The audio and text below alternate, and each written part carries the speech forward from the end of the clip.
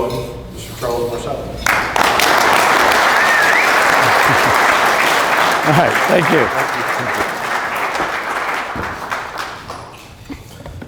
Oh, thank you all, and what a great night to be here. And Savannah is just a wonderful city, so I'm enjoying meeting everyone. And when Dr. Tony reached out to me a few weeks ago to do this, I didn't expect to be such a great group of people, so I'm very honored to be part of this.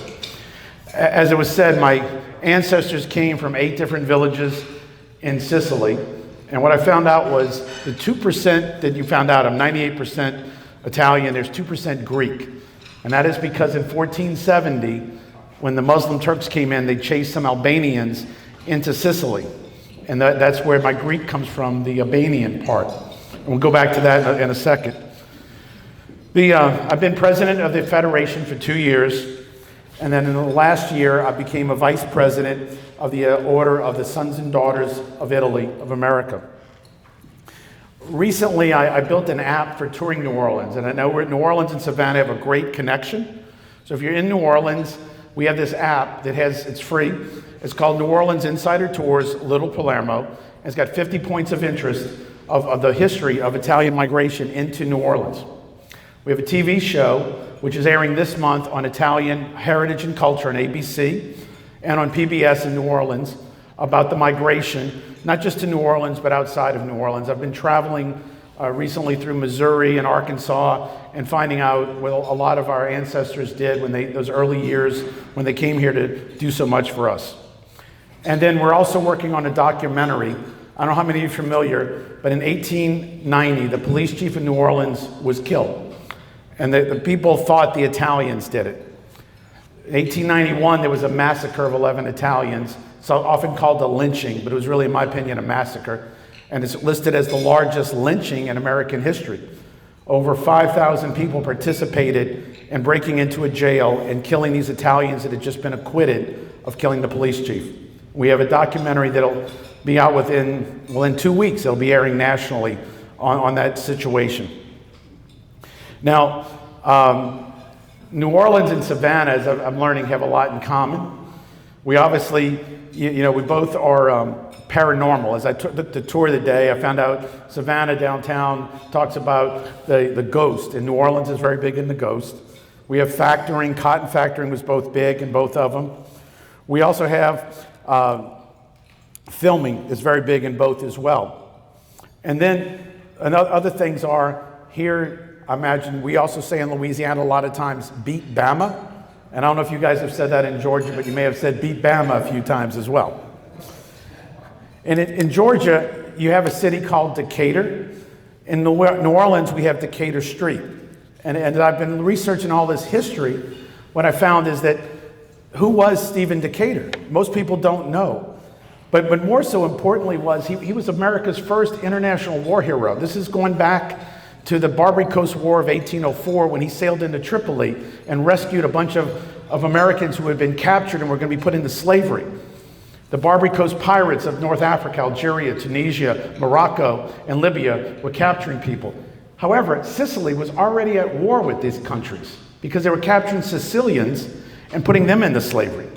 So America joined Sicily. Most people don't know Sicily was America's first wartime ally. And the captain of Decatur's ship was a Sicilian named Salvador Catalano, who President Jefferson made an American citizen and brought back to America. So America's first international war hero is an Italian, worth noting.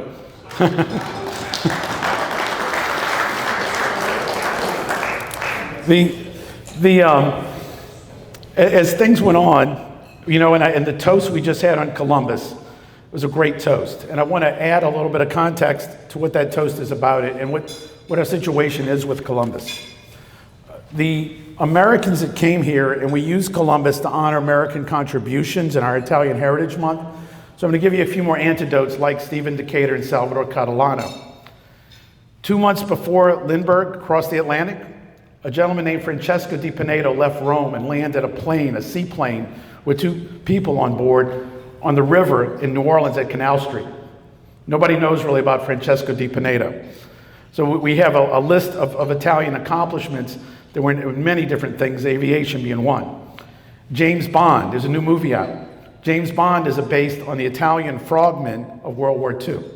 These guys were going down there, the Mediterranean, English ships, and putting bombs on the ships and scuba diving away. Very tough guys. Bond is based on that. Indiana Jones, he's a guy named Belzoni. There's a city in Mississippi called Belzoni. That was the original Indiana Jones. Rosie the Riveteer. Rosie was working as a riveteer when her fiance wrote her and said, "We need more planes over here." She was an Italian lady. That night, her and her partner kicked out 4,000 rivets. And the American war effort decided to showcase Rosie the Riveteer. Her name was Rosalina, and showcase how we got to get this done and make these planes. Rotary Club. There's a marker right over here for Rotary Club. A guy named Salvador Pizzotti had a farm near the Gulf Coast in a town called Buras, Louisiana. A hurricane hit in 1893. Paul Harris was working on that farm and helped rescue a lot of people.